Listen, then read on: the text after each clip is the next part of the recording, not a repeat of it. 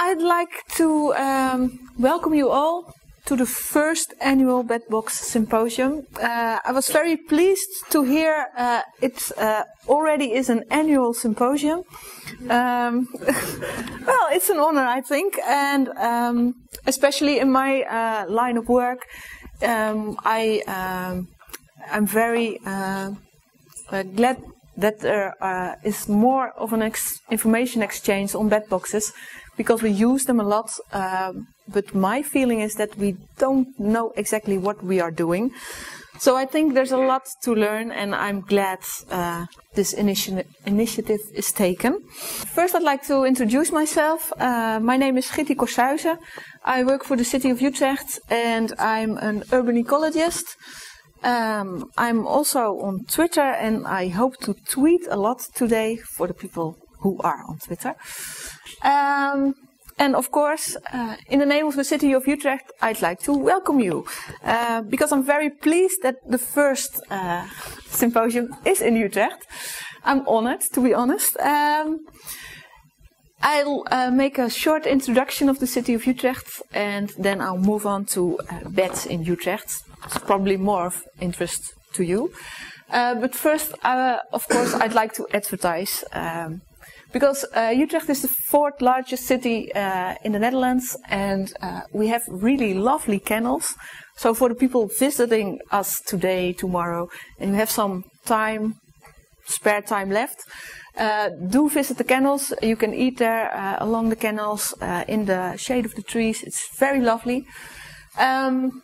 You probably won't miss the Dom Tower. It's the largest tower in the city of Utrecht, and it's very old. And of course, in Utrecht we have the largest university in the Netherlands. So there's a lot of student life, and we also have two students among us who make a report of the day. So I'm very glad that we have a cooperation on this.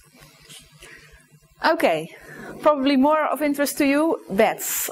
We have beds in the city of Utrecht, but probably every city in Europe has beds, so that's not really that special. But we have some special sites, and the first is a building called the Inktpot. I don't quite know how it translates. Pot of inkt? Inkpot? Inkwell. Thank you, Eric. Because the building has the shape of an inkwell. And it's a hibernating place with over 1,000 beds estimated. And it is very near to the central station, so people who visited or arrived in Utrecht from the central station, you probably passed this building with a very funny UFO. That's not where the beds are in, I presume, but I don't think it's ever researched. But this is in the city center, so I think it's very nice. For the people more into fairy tales, we have this lovely castle at the boundaries of the city of Utrecht, and the areas surrounding this castle are very rich in bat species. In 2010, the ninth bat species was discovered.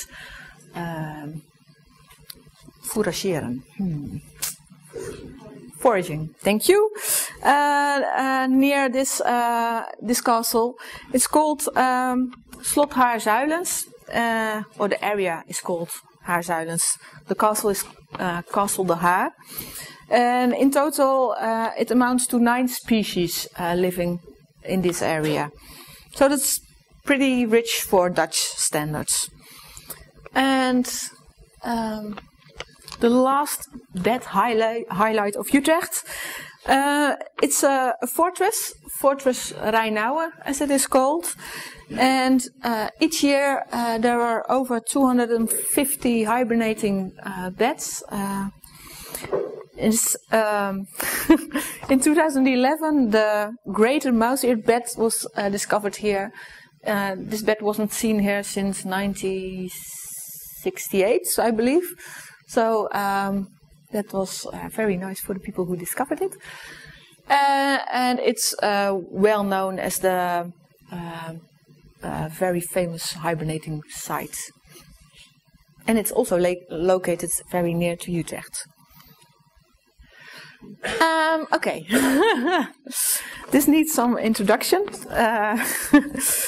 In 2018, Utrecht is aiming to become the cultural capital of Europe. And in my conviction, bats and culture are they belong together because bats, especially bats in cities, they are in the cities because we have a lot of crevices. They would normally found in rocks. They now find them in buildings. So I aim internally in the municipality to make also bats a topic in the cultural capital. Hopefully we'll win the race and really be the cultural capital in 2018. That's why this slide is in. Last year we celebrated the Year of the Bat in Utrecht, and we had a lot of activities. We had 10 excursions. In total, 290 persons joined us in the excursions.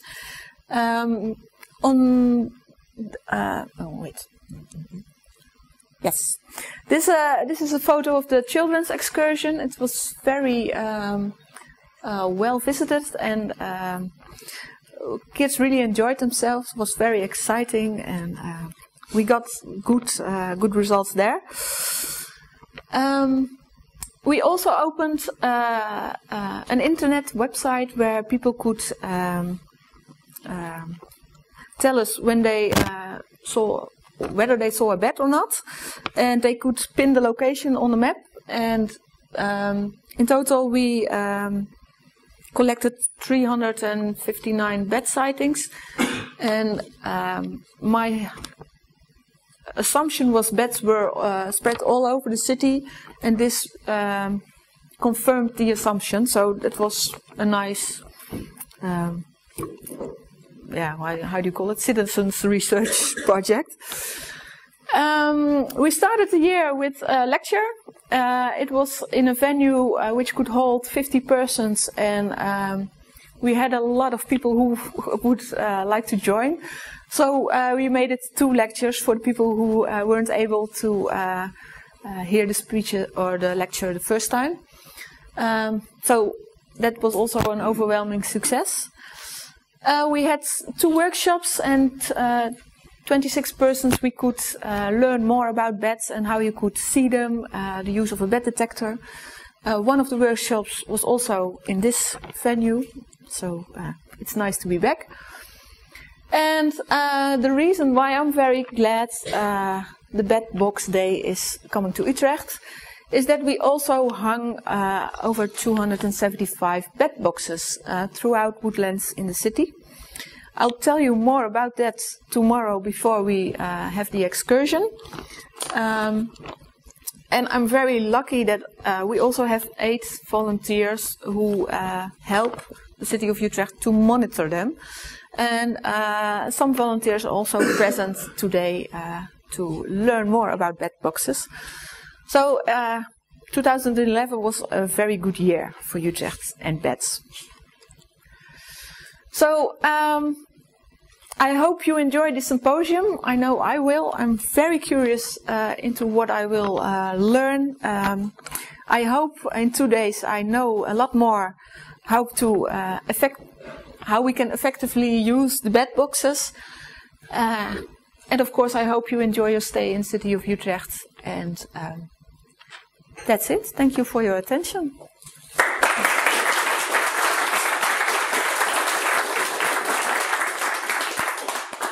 Any questions?